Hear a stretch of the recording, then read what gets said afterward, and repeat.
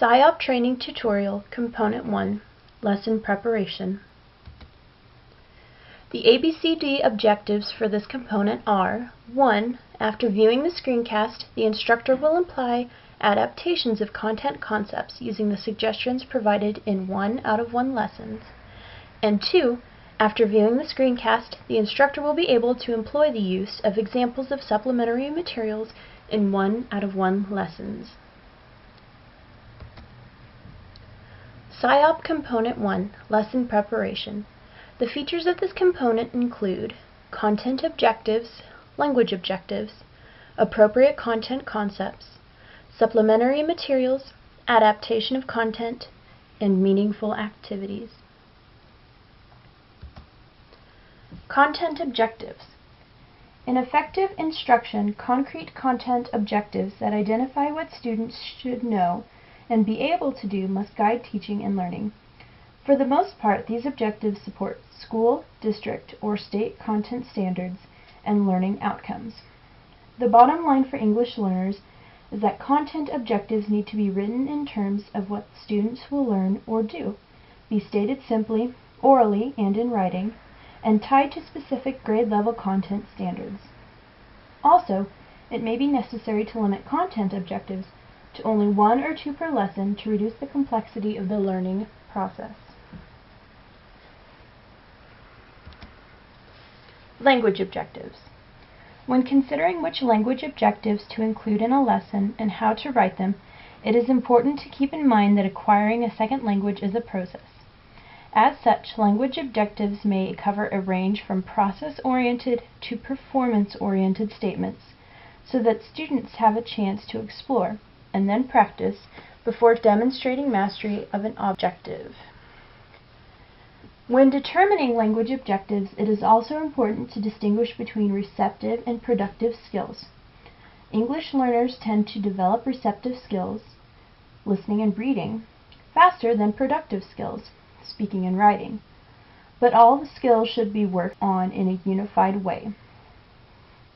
Remember, as you teach and assess these language objectives in your lessons, you can plan for multi-level responses from the students according to their proficiency in English. Appropriate content concepts. When planning lessons around content concepts, consider the following: 1. The student's first language literacy. 2. Their second language proficiency. 3. Their reading ability. 4. The cultural and age appropriateness of the second language materials. And 5. The difficulty level of the material to be read.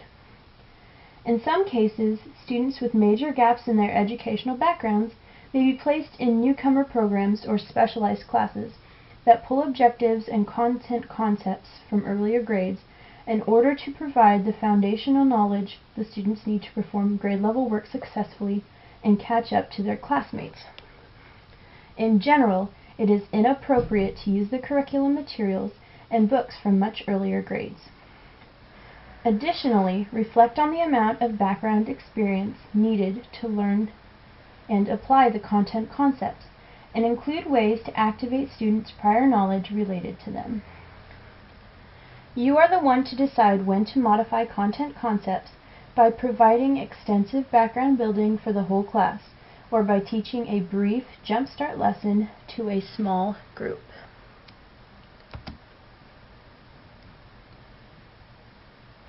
Supplementary materials. Since lectures and pencil and paper activities centered on a text are often difficult for those students, remember to plan for supplementary materials that will enhance meaning and clarify confusing concepts, making lessons more relevant. A variety of supplementary materials also supports different learning styles and multiple intelligences because information and concepts are presented in a multifaceted manner. Students can see, hear, feel, perform, create, and participate in order to make connections and construct personal relevant meanings.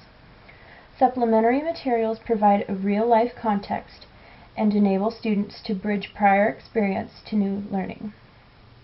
Examples of supplementary materials that can be used to create context and support content concepts include the following: Hands-on manipulatives. These can include anything from Cuisenaire rods for math to microscopes for science to globes for social studies. Manipulating objects physically can reduce the language load of an activity. Relia. These are real-life objects that enable students to make connections to their own lives. Pictures. Photographs and illustrations can provide visual support for a wide variety of content and vocabulary concept and can build background knowledge. Visuals.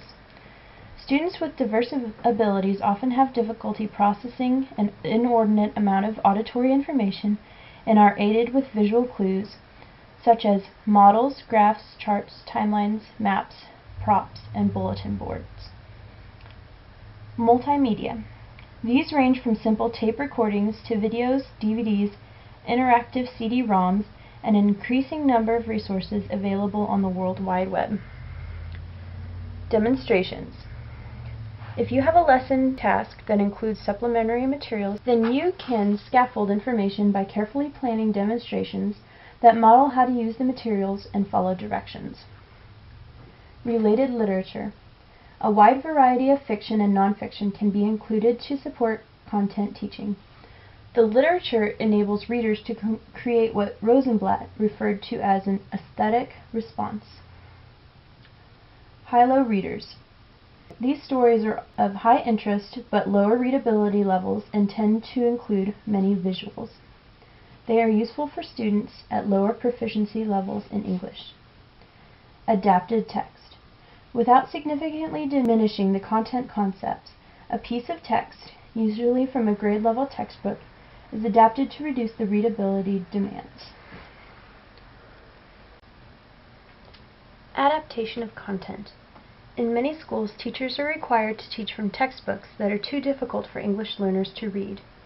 Therefore, we must find ways to make the text and other resource materials accessible for all students, adapting them so that the content concepts are left intact.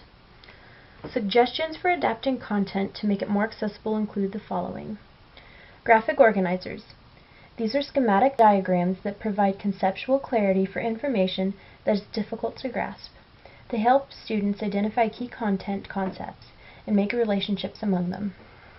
Outlines. Teacher-prepared outlines equip students with a form for note-taking while reading dense portions of texts, thus providing scaffolded support. Leveled study guides. These are study guides designed specifically for diverse students' needs. Depending on students' language and literacy development, the leveled study guides are written differently. Highlighted text. Overriding ideas, key concepts, topic sentences, important vocabulary, and summary statements are highlighted by the teacher or other knowledgeable person prior to the students using the books. Students are encouraged to first read only the highlighted sections. Taped text. Key portions, such as the highlighted text just mentioned, or the entire text is recorded, and students are encouraged to listen to the tape while they follow along in the book. Adapted text. Text adaptation involves rewriting selected sections of text that contain key concepts and information. Although time-consuming, rewriting text is an effective modification of curricular materials because information is organized in small sequential steps, avoiding long, dense passages. Jigsaw reading. One or two members from each cooperative learning group come together to form a new group of experts. Assign each new expert group a different section of the text to be read. Following the reading, each expert reviews and discusses what was read, determining the essential information and key vocabulary. After you feel sure that the experts know their assigned information, they return to their original groups and teach fellow group members what they learned. Marginal notes. Print marginal notes directly in the margin of the textbook pages or duplicate notes on a handout that students can put alongside a page they are reading. The marginal notes or handout should include hints for understanding the content, key concepts, and/or key vocabulary and definitions. Native language texts. If some students are literate in their first language, texts written in that language may be used to supplement a textbook or clarify key concepts. Meaningful activities. We want to provide oral and written language practice that is relevant to the lesson concepts. But remember that all activities that generate language practice do not need to be identified as language objectives.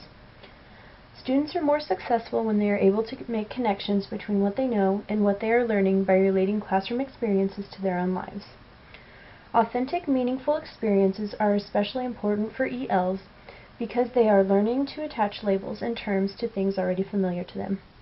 Their learning becomes situated rather than abstract when they are provided with the opportunity to actually experience what they are learning about. Using Component 1, Feature 4. Useful supplementary materials. While you're in the classroom, you can bring in things such as pictures or Yuriria to help bridge the gap for students. If you bring in pictures of, let's say, food, you can help the students learn the difference between the Spanish word for a certain vegetable and the English word for a certain vegetable.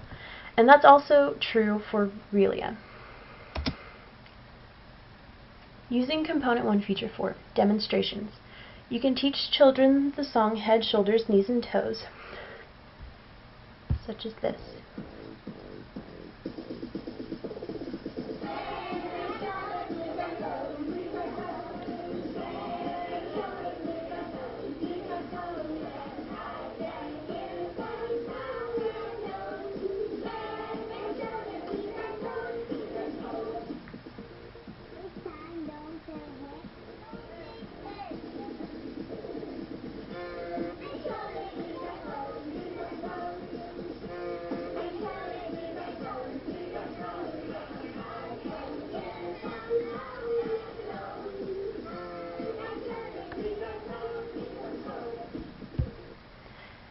Now, instead of not having the children say head, when they get to that part, they can say it in the language that they're learning, which in this case would be English.